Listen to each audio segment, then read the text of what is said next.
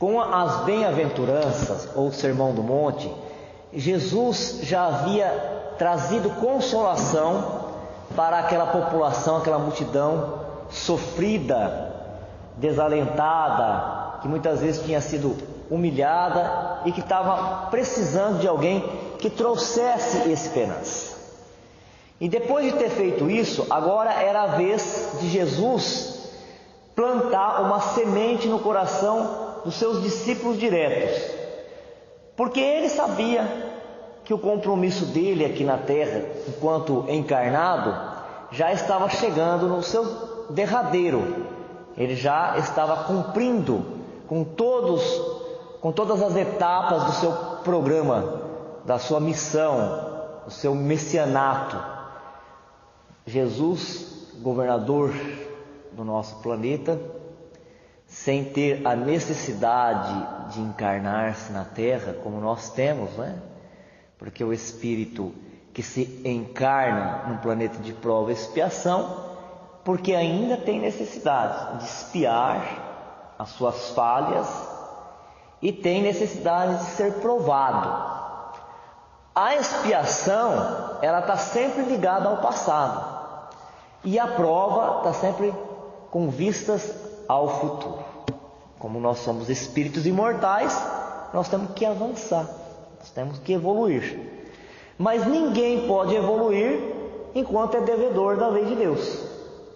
Portanto, toda vez que nesse caminho evolutivo nós falhamos, nós cometemos algum agravamento das leis divinas, nós criamos imediatamente uma necessidade de reparação, e é isso que é expiação, já que nós sabemos que nenhum erro cometido por espírito fica sem a punição, sem a corrigenda.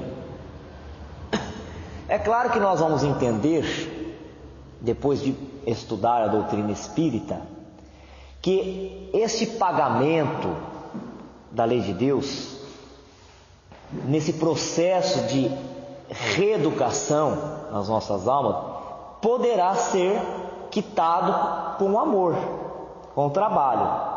Mas o fato é que, se nós compreendermos certinho o que nos disse Jesus, quando ele disse que nenhum ceitil ficará sem ser pago, nós vamos entender que nenhum erro cometido pelo Espírito ficará sem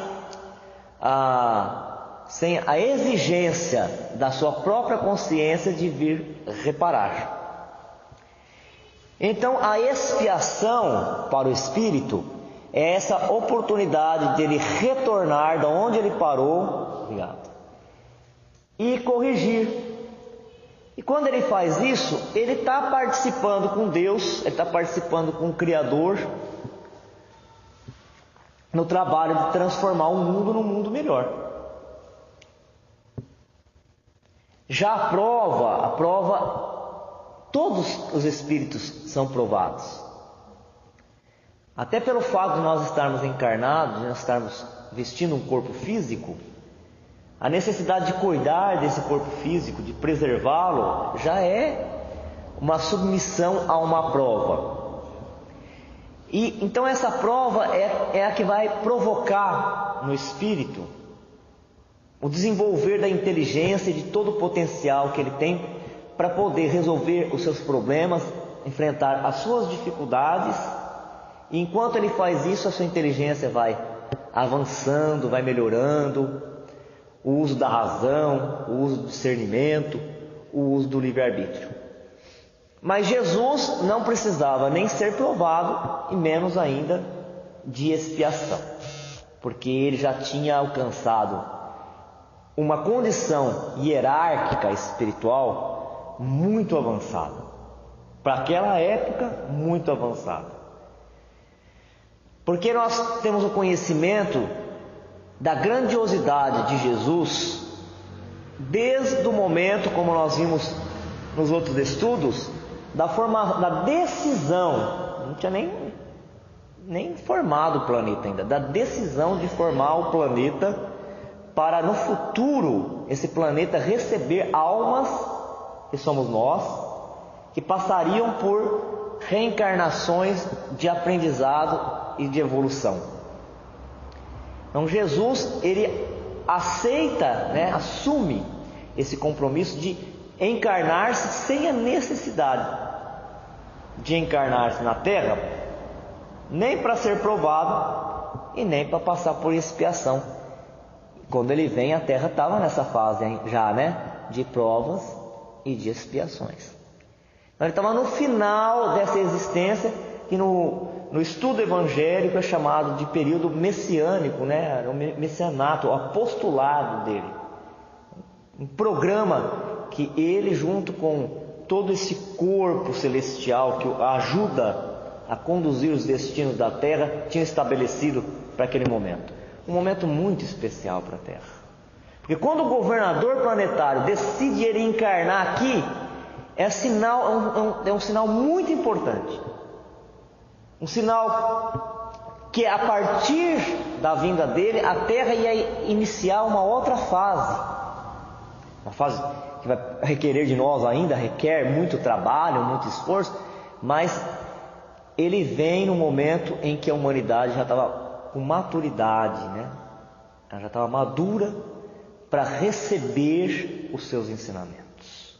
Muitos até falam, eu já ouvi isso, que ele tinha que passar por esse desencarne que ele passou. Ainda tem pessoas que ainda citam isso. Quando a gente está lidando com crianças, mesmo que a gente não tenha a capacidade de adivinhar o futuro, como nós já passamos por algumas etapas, nós passamos por algumas etapas do desenvolvimento humano, passamos pela infância, passamos pela adolescência, pela juventude, nós sabemos ali, por conhecer a maneira de pensar daquelas crianças, a maneira delas agirem, nós conseguimos pressentir qual é a atitude e comportamento que elas vão tomar, mesmo sem a gente ser capaz de ver o futuro. Agora, no caso da grandiosidade do Espírito como Jesus, que é um Cristo, ele conhecia a humanidade onde ele estava encarnando. Então ele não esperava que ia acontecer diferente do que aconteceu. Então por isso talvez as pessoas falam que ele teria que passar pelo desencarne daquela maneira que ele passou. Mas se a gente pegar o estudo das leis espirituais, mesmo nessa situação de expiação que os espíritos estão sujeitos aqui, ninguém encarna para cometer um crime. Não é isso que nós temos aprendido? Ninguém encarna para cometer um crime. Ele matou fulano de tal, mas isso daí a gente já sabia, porque esse que morreu na outra encarnação ele matou também, então já sabia que ia encarnar para morrer assim. Mas tudo bem, o que desencarnou poderia até trazer na programação esse momento de desencarnação. Porque às vezes a gente no mundo espiritual, quando nós temos na nossa memória espiritual algumas falhas que nós cometemos em outras existências, e nós queremos subir nos compromissos que nos dado lá, nós estamos desenvolvendo um trabalho ali.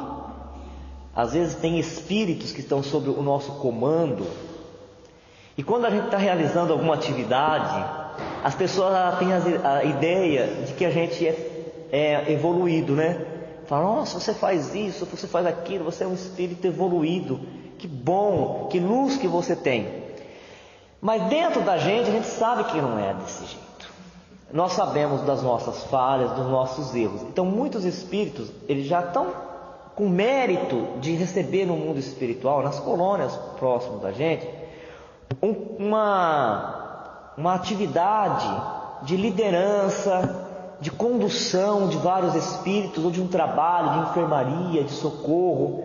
Tem muitos espíritos e muitas almas que estão sobre a sua responsabilidade, e ele poderia avançar mais naquilo, ele podia ser melhor aproveitado naquele ambiente, mas a consciência dele pesa, porque tem registros de remorso, de culpa, de existência, às vezes até muito distante daquela que ele viveu pela última encarnação na Terra. Aí eles pedem para reencarnar-se e passar pela mesma situação que ele fez outros experimentarem. Vem então com aquele programa de desencarnar daquela forma, de ser vítima daquela violência, daquela agressividade. Não porque Deus impôs ou porque algum espírito impôs isso para ele. A própria consciência pede. Mas a pessoa que realiza, ela nunca encarna para realizar isso, né? Então Deus, quer dizer, a lei da causa e efeito, ela usa o mal para punir o mal. Como já tem o mal mesmo, né, dentro das pessoas, elas acabam sendo instrumento para alcançar aquele que está passando por uma expiação. Mas por princípio, ninguém encarna para fazer nada de errado para o outro. Todo mundo encarna nessa perspectiva, nessa expectativa de avançar, de superar a tentação. Então reencarna com uma má tendência, reencarna com uma tendência da agressividade, da impulsividade, da violência, sempre na esperança que possa acontecer alguma coisa, né? Que possa ser motivado, que possa ser sensibilizado e consiga sofrear esse impulso agressivo. Então Jesus já sabia que aquela humanidade ela não podia oferecer para ele outra coisa senão aquilo que ela ofereceu, mas o homem poderia ter mudado o comportamento dele. Porque aquele grupo de pessoas ele estava ali sob o influxo, o poder magnético de um sol espiritual. Jesus não é qualquer espírito, é um sol espiritual. Vejamos o que diz a literatura do que aconteceu com a paisagem, com a região onde Jesus deveria encarnar até antes do nascimento dele. Alguns séculos, aquele ambiente já começou a receber os influxos da descida vibratória de Jesus ali. Relata alguns autores espirituais que até os peixes vinham para a superfície da água e eram amigos dos homens, que as aves cantavam uma alegria e que as plantas germinavam, as roças, a lavoura rendia de uma forma espetacular, né? Se a gente com a nossa força limitada, nós orando junto fluidificamos a água que serve de remédio para quem toma e às vezes as pessoas são curadas, imagine a vibração de Jesus. Então talvez sobre o impacto dessa luz o homem mesmo truculento pudesse ter mudado e não ter feito daquele jeito. Mas o trabalho de Jesus não é ter sido morto numa cruz. O trabalho de Jesus é ter descido do patamar da vibração altíssima dele, da dimensão superior do mundo da luz, materializar-se, quer dizer, vestir um corpo físico e exemplificar, mostrar que se no passado Moisés já havia ensinado o que nós não deveríamos fazer, agora ele vinha corporificar a vontade de Deus, o que Deus espera de cada um de nós, o que nós façamos. E o que nós devemos fazer é o que Jesus fez. É o amor que vem vestido de sacrifício, capaz de sacrificar os seus desejos, os seus caprichos, os seus pontos de vista, a sua opinião para ver o outro feliz. É enxergar todos iguais, né? Independente da raça, da religião, das condições financeiras. Essa foi a missão de Jesus. Então ele precisava, depois de ter professado o sermão do monte, as bem-aventuranças, encher de alegria o coração dos aflitos, ele precisava se dirigir diretamente para os seus discípulos, aqueles que teriam que continuar a obra. continuar a obra porque ele pressentia, né? Estava findo, né? Era final já da vida dele aqui. Estava vivendo os últimos dias da sua encarnação na Terra. Então, ele se dirigindo para os seus discípulos, ele diz assim: que os discípulos dele deveriam ser o sal da terra e a luz do mundo. Os praticantes dos seus ensinamentos são a luz do mundo, os que afugentam as trevas reinantes.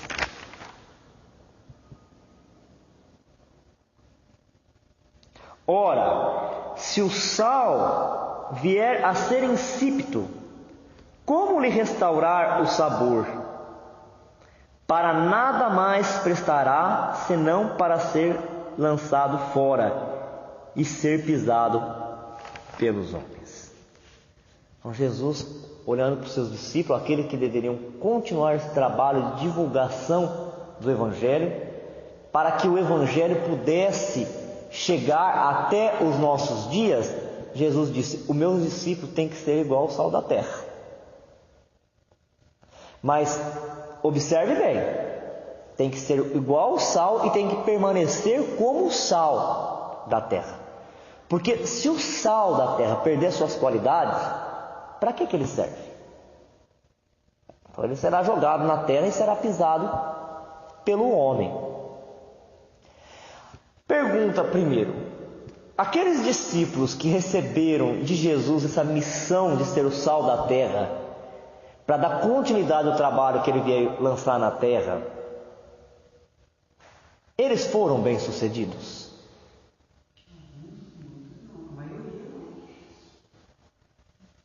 Pessoalmente, alguns podem ter falhado.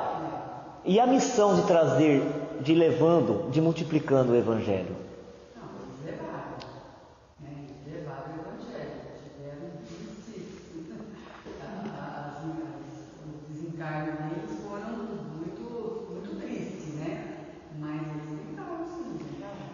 O Evangelho chegou até nós, 2016 anos, chegou. É verdade que ele chegou, né? Aquele sal meio insonso, né? Ainda está meio sem gosto, quase perdendo suas qualidades, mas ele chegou. Ele chegou. Então olha só, por que será que Jesus pede para os discípulos dele: sejam como o sal da terra? Quer dizer, eu vou voltar para o mundo espiritual, de lá eu vou governar o mundo, mas vocês aqui têm que continuar o trabalho, porque nós não podemos fazer tudo para o homem. Nós podemos orientar, nós podemos sinalizar, dar norte. Agora o homem por si só, ele tem que consertar as coisas, ele tem que progredir, ele tem que assimilar os valores dentro dele, se apropriar desse valor, vivenciar esse valor para ser uma conquista dele. Então, Jesus estava pedindo para os discípulos de ontem e de hoje vivenciarem a mensagem cristã em sua plenitude. Porque quem vivencia a mensagem cristã na sua plenitude consegue dar sabor à vida, temperando-a com os valores das virtudes morais. Para a gente entender isso, primeiro nós temos que entender o sal, né? O que é o sal? O sal, ele é um mineral. Na aparência externa, o sal é parecido com qualquer outro mineral. Pegar qualquer mineral aí e amacetar, pulverizar, ele virar um pó, aparentemente eles são iguais. Acontece que o sal aqui na terra, ele é encontrado em qualquer lugar. Ele é encontrado na parte seca, ele é encontrado na água. 3/4 do planeta é coberto por água e essa água é salgada. Esse sal, ele se dissolve. Ele se mistura com as outras coisas. Mas ao se misturar com as outras coisas, ele nunca se contamina. Pelo contrário, ele que tempera. Então o sal ele pode ter se encontrado até no lodo, até com a terra podre, mas onde ele adentra, ele empresta a sua qualidade, o seu sabor, ele dá a vida para onde ele estiver. Ele não se contamina. E a outra qualidade do sal é de preservar, é de conservar. Na época que não tinha geladeira, o pessoal conservava muito o alimento com o sal. Envolvia, carne seca, o charque, com o sal, porque ele tem essa propriedade de conservação. O que o mestre estava dizendo para o discípulo? Estava dizendo que através da vivência, não estava falando da religião, de ter um rótulo religioso, da vivência, dos ensinamentos, onde quer que o discípulo estivesse, ele teria que conviver com os outros, ele teria que se dissolver na sociedade, não se esconder. Eu vou me trancar dentro de casa, não vou me relacionar com ninguém, porque as pessoas do mundo elas vão me contaminar, então eu não vou ter contato com elas. Aí não está cumprindo com a missão do verdadeiro discípulo de Jesus. Porque o discípulo de Jesus é aquele que, se esforçando para cumprir, para exemplificar os ensinamentos do Evangelho, ele se dissolve. Ele está no meio das outras pessoas. Ele dá sabor, ele dá tempero onde ele está. Ele se expõe, ele se mostra. Ele não se esconde. Mas ele nunca é contaminado pelas coisas do mundo. Pelos valores como, todo mundo faz. Se eu não fizer, eu vou ser o bobo. Eu vou ser o prejudicado. Ele não age desse jeito. Daniel, ele se dissolve e se dissipa, porque cada discípulo foi fundado, né? Foi justamente trabalhar. Divulgar.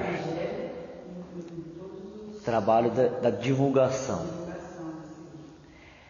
Então, o praticante de seus ensinamentos são a luz do mundo, os que afugentam as trevas reinantes. Somente o Evangelho é a luz que ilumina e que dá o significado à vida e a valoriza. Então, nós dividimos essas duas partes para hoje a gente ficar com o estudo dos discípulos sendo o sal da terra, e quarta-feira a gente veja o que ele quis dizer para os discípulos quando ele disse que os discípulos também deverão ser a luz do mundo. Mas já adiantando, quando nós falamos em luz, a luz entendida no caminho, no trabalho de espiritualização, deverá ser por nós sempre o Evangelho de Jesus. Nunca nós poderemos confundir isso com nenhum artifício material. A luz da lâmpada, a luz da vela.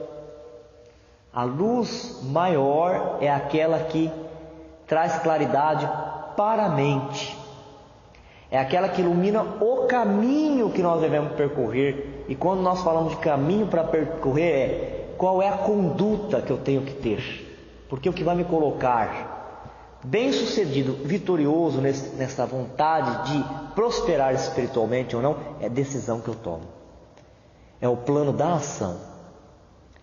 Para eu agir, eu tenho que ter instrução, eu tenho que ter conhecimento. Como é que eu elaboro um plano sem informação? Mas depois que eu tenho essa informação, eu tenho que levar isso para o plano da ação. Então essa é a verdadeira luz que nós devemos buscar, né? No Evangelho, quando fala, as luzes caem do céu, a luz que cai do céu são os Espíritos que trazem conhecimento. Se a gente não tiver isso bem claro, a gente fica procurando outras luzes. E de novo a gente vai trocar o efeito pela causa. Mas ainda seguindo nessa ideia do sal da terra, o sal, como nós dissemos, é um elemento precioso. Ele é de grande utilidade econômica social. Então Jesus estava exortando os seus discípulos a ser, acima de tudo, honesto, a preservar a dissolução moral no meio onde se encontra.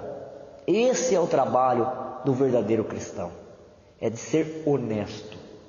Honesto consigo mesmo, honesto com os seus princípios, com os seus valores, honesto com as suas ideias e dissolver, assim como o sal se dissolve na água, dissolver a moral no meio onde se encontra. Quer dizer, onde o discípulo de Jesus estiver, ele vai servir de referência. As pessoas vão estar sempre olhando para ver o comportamento. E tudo que o cristão faz ganha uma proporção maior do que os outros. Então, outra pessoa, ela pode fazer o que for, ela pode errar, ela pode ser desonesta, ela pode em termos, né? Depois ela vai ter o impacto da lei. Mas estou falando no campo da percepção dos outros que estão ao redor. O cristão faz, ele causa escândalo. E poderemos falar isso para o espírita, não é? Porque a partir do momento que a pessoa fala que ela é espírita, para algumas coisas eles falam, é espírita, com um tom pejorativo. Mas quando é no campo da moralidade, da honestidade, se o espírita erra, as pessoas são implacáveis. Logo elas já falam, e é espírita. Quer dizer, ele já sabe que o espiritismo traz um conhecimento muito profundo, uma exigência, um grau de exigência muito grande para os seus adeptos. Eles já conseguiram perceber isso sem ser espírita. Então Jesus pôs essa responsabilidade nos seus verdadeiros discípulos.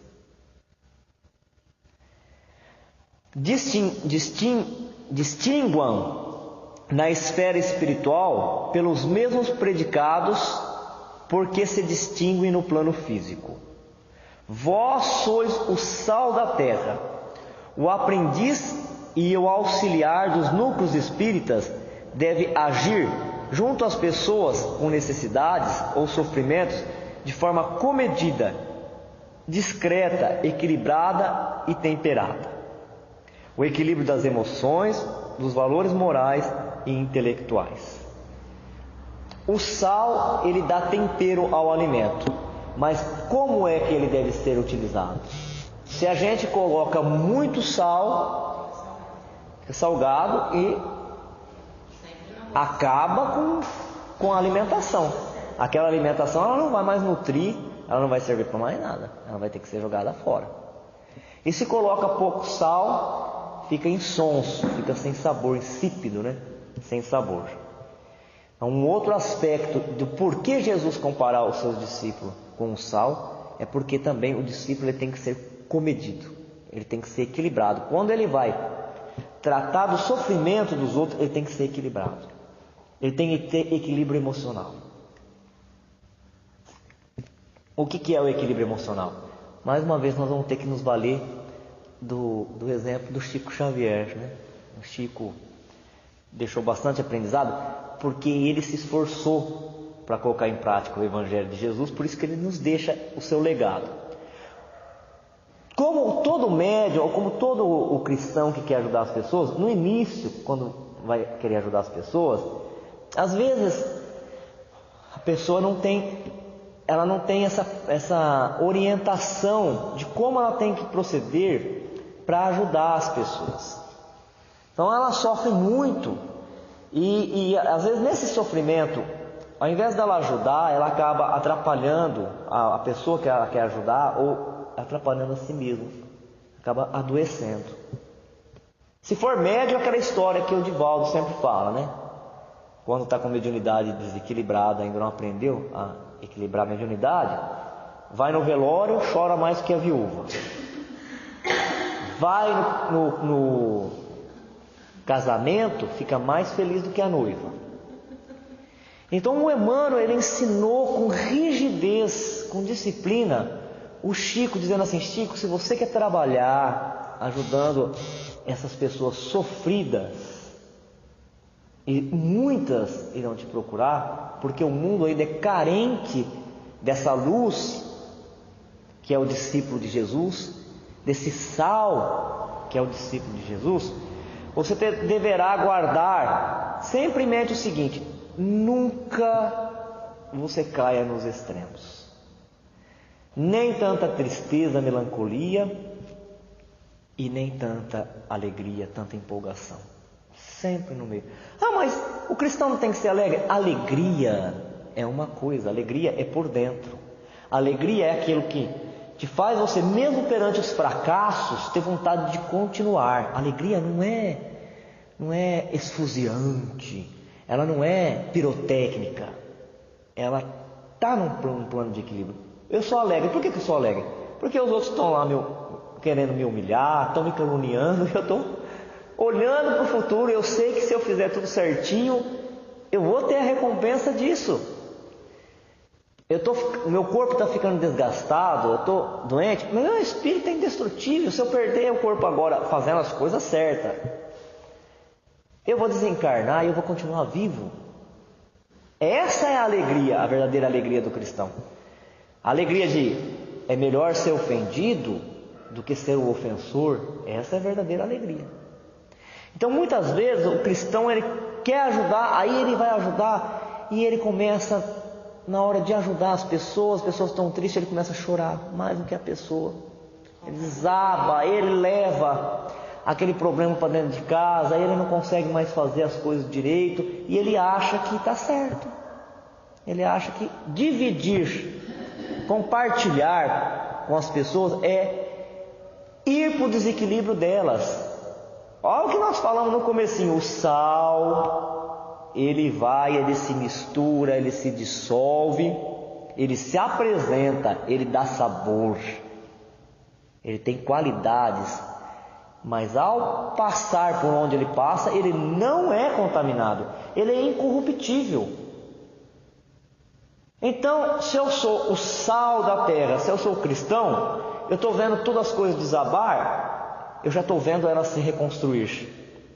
Enquanto aquele que é insonso, ele perdeu as qualidades, as pessoas falam assim: o mundo está acabando. Ele fala: é verdade, e para onde eu vou correr? Para onde eu vou correr? Ele fala: as coisas vão ficar difíceis, todo mundo vai morrer de fome. Ele fala: é verdade, onde eu vou pegar comida? E o cristão não, ele fala: só vou passar por aquilo que eu tiver que passar. E se eu tiver que estar passando, eu não estou desamparado, estarei com Deus e Deus comigo. Então, o sal demais, ele salga, ele estraga, e o sal de menos tira o gosto. Esse equilíbrio das emoções o cristão terá que ter quando ele está de frente dos sofredores. Ser discreto. O cristão deverá ser sempre aquela pessoa em que o sofredor poderá contar, na certeza de que, confidenciando alguma coisa para ele, ele nunca vai usar aquilo lá. Ele nunca vai usar para maledicência. Ele não vai pegar a informação aqui e distribuir lá. Ele ouviu, a pessoa desabafou, para ele aquilo lá não tem mais nenhuma importância. Ele tem esse equilíbrio das suas emoções. A pessoa está lá sofrendo, ele olha para aquilo e fala: eu vou ajudar. Isso é sentimento, eu vou ajudar aquela pessoa. Aí ele elabora uma estratégia de como ele vai ajudar, mas ele sabe que aquilo que a pessoa está passando é necessário para ela, aquilo não vai destruí-la jamais, porque quem criou foi Deus, e na obra de Deus não existe falha, não existe erro. Ele passa então a ser um auxiliar de Deus, Então ele coloca-se como um instrumento na mão da espiritualidade. Ele não quer dar ordem para a espiritualidade, ele coloca-se na mão de Deus, ele não quer dar ordem para Deus. A conservação, que, que o sal traz para um alimento é a conservação que o cristão vai trazer para o Evangelho.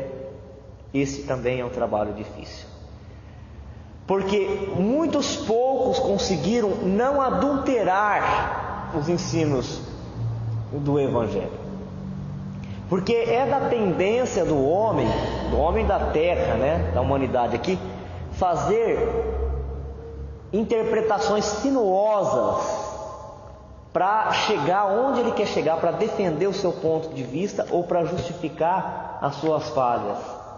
E por causa disso o Evangelho ele foi muito adulterado ao longo desses séculos. Foi por isso que o Espiritismo teve de vir. O Espiritismo teve de vir, a voz dos Espíritos que já estavam no plano espiritual ser aberta aqui para a Terra, porque os ensinos que Jesus tinha trazido, elas já tinham sido todas desfiguradas. Já não se conseguia mais ver Jesus no ensino que as religiões traziam aqui na Terra. E também isso não significa que no meio espírita nós não possamos fazer isso de novo, falsear os ensinos de Jesus. Por isso que nós deveremos vigiar e orar. Vigiar, cuidar do que nós estamos pensando, do que nós estamos ouvindo, do que nós estamos lendo, do que nós estamos passando para adiante. E encerrando, ora, se o sal vier a ser insípido, como lhe restaurar o sabor? Para nada mais prestará, senão para ser lançado fora e ser pisado pelos homens. O que faz o sal ser o sal é as suas qualidades especiais. Se ele perder as suas qualidades especiais, ele vai ficar igual a qualquer outro mineral. Então, um homem, uma mulher que se diz cristão, mas ele não observa aquilo que Jesus falou, a honestidade, a busca de praticar os ensinamentos, de manter os ensinos de Jesus sem ser alterado, de ser discreto, de ser equilibrado, de ser luz por onde passa, onde as pessoas poderão contar com ele para resolver os seus problemas, de ser capaz de sacrificar os seus caprichos, as suas emoções, ele vai ficar como qualquer outro. Aí, o que sobrará se não ser pisado pelo homem? Veja bem, que ensinamento profundo isso, gente. É um ensinamento profundo. E se eu sou cristão, eu falo que eu sou cristão, mas na hora de eu fazer negócios lá fora, eu não coloco os ensinamentos de Jesus como luz para pautar os negócios que eu faço, que diferença que eu tenho daqueles que falam que não são cristãos? Aí eu vou ser pisado pelo homem. Quer dizer, aí eu vou entrar no mesmo esquema que os outros homens entram. Vou ser arrastado por ele e daqui a pouco eu já perdi a minha direção, eu já perdi a minha identidade. Eu já não sei mais quem eu sou e para que eu vivo. Então, esse verdadeiro cristão, ele não se abate perante os fracassos, ele enfrenta com bom ânimo os desafios da vida. E ele tem sempre em mente que aquele que perseverar até o fim será salvo. Ora, a religião que não promove o aperfeiçoamento do espírito, ela cairá em desprezo. Se a religião ela não conseguir mudar o homem, levar o homem para ser melhor, ela cairá em desprezo, porque para que ela servirá? Então, aparentemente, o sal é igual aos outros minerais, só na aparência. O cristão também. Então, ele não usa uma vestimenta especial para se mostrar, ele não faz orações, como fala a parábola de Jesus, né? O ensino de Jesus, não fica de pé nas praças públicas ou nas sinagogas. Aparentemente ele é normal. Mas quando a gente se aproxima do sal, coloca o sal na boca, logo a gente sente que é sal. E mesmo que eu não veja o sal, né? Se eu estiver na água, se eu beber uma água sem sal, é uma coisa. Se eu beber a água e ela tiver sal, mesmo eu não tendo visto o sal ali, porque ele se dissolve e vira uma solução, uma mistura homogênea, logo eu sei que o sal está ali. E assim também é o cristão. Aparentemente ele é um homem normal, mas quando a gente se aproxima de um cristão, a gente não quer sair mais, né? Fala, nossa, eu quero ficar aqui, não quero mais ir embora. Ele tem uma essência, um conteúdo diferenciado. Mesmo perante as crises, os momentos mais sombrios, ele está lá, sereno. Ele ajuda as pessoas a saírem daquela situação, não perde o equilíbrio, não perde a paz. Trouxe um texto para mostrar qual é a interpretação. Lembra que nós trabalhamos as interpretações, né? Dos ensinos de Jesus, os ensinos diretos e também das parábolas. Então sempre a gente vai trazer uma interpretação daquilo que nós falamos. Quarta-feira passada nós trouxemos a interpretação do Emmanuel. Agora nós trouxemos a interpretação do Teodoro José Papa, que era o diretor da USE, foi diretor da USE de Ribeirão Preto. Vamos ver o que ele diz sobre o sal da terra.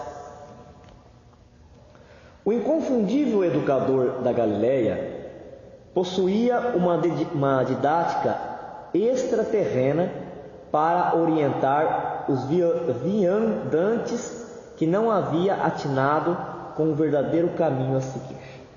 Na sua obra pontilhada de exemplos edificantes, há comparações figuradas que formam um pedestal sublime de lições para o uso do espírito humano.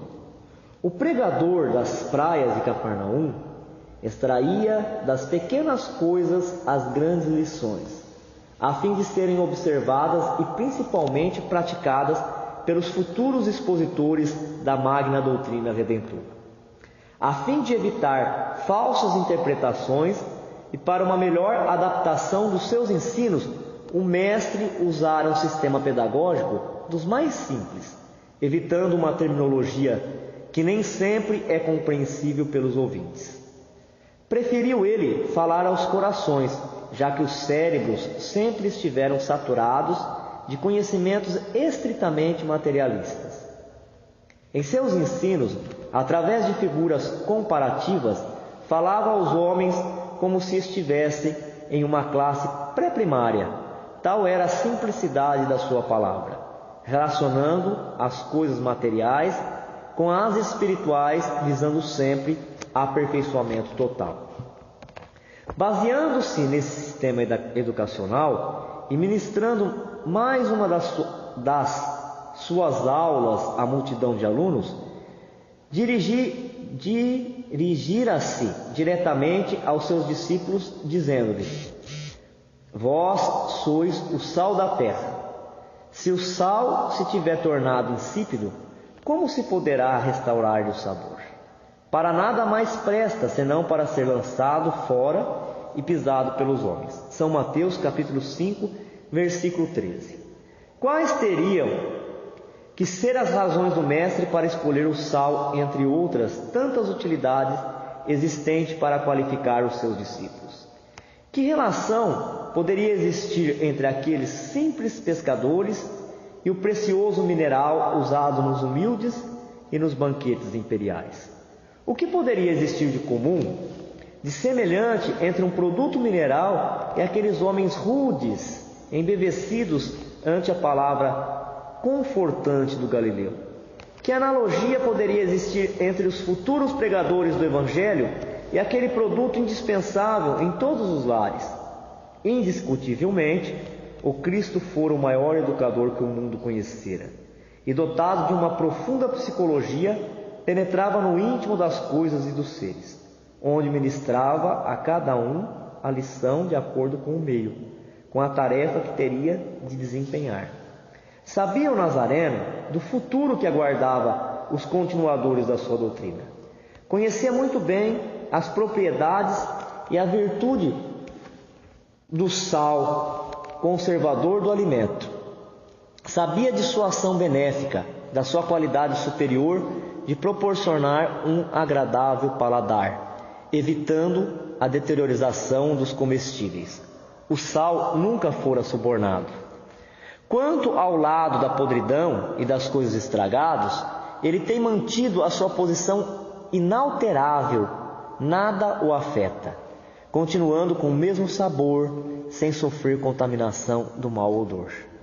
Jesus, comparando seus discípulos com o sal, quis fazê-los compreender o importante papel que deveriam desempenhar no seio da humanidade, como conservadores do nobre ideal da fraternidade. Os discípulos, de acordo com a afirmativa do Mestre, deveriam possuir as mesmas virtudes do sal, a fim de evitarem a deteriorização da doutrina por ele apresentada e confirmada no Sermão da Montanha. Tal qual o sal, os continuadores da obra crística não deveriam ser contaminados pelas impurezas terrenas, maculados pelos vícios e pelas cobiças das riquezas materiais. Eles jamais poderiam ser envolvidos em questiúnculas torpes e grosseiras, pois deveriam conservar a doutrina inatacável, principalmente no que diz respeito à moral, e viverem isentos dos vícios e das maledicências.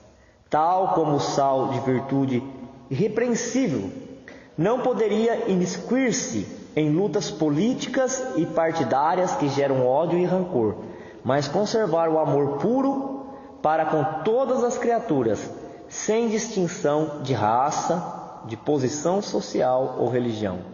Esse foi o pensamento do Mestre dos Mestres, o que, desgraçadamente, não acontecera. O sal que tornara-se insípido, para nada mais presta, senão para ser lançado fora e pisado pelos homens. Entendemos agora por que veio o próprio Cristo. Veio o próprio Cristo porque tudo o que ele falou, ele fez, era capaz de fazer.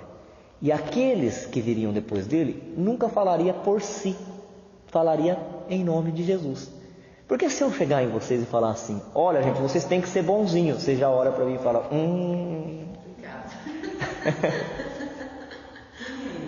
quem é ele? Olha, gente, vocês têm que ser honesto, tratar todo mundo igual e estar sempre de bom humor. Olhar para mim e falar, Agora, quando a gente fala em nome do Evangelho, por quê? Porque era assim que Jesus fazia. Não tem como questionar. E depois, usando a mesma metodologia, veio a doutrina espírita. Se fosse Kardec que escreveu a doutrina espírita, logo os homens iam procurar alguma coisa na vida de Kardec para atacá-lo, não é? Até inventaram algumas coisas, Kardec se suicidou, aquelas coisas todas, né? Mas como a doutrina espírita ela é de ordem divina, então de novo é Jesus que está coordenando. Aí a ideia de os espíritos trazerem, os espíritos puros, porque eles são inatacáveis. Quem é que falou isso? Espírito puro. Exatamente. Então a gente percebe que parece que as coisas estão sem ordem, né? No nosso planeta, mas tudo ela é bem ordenada, todos os eventos são bem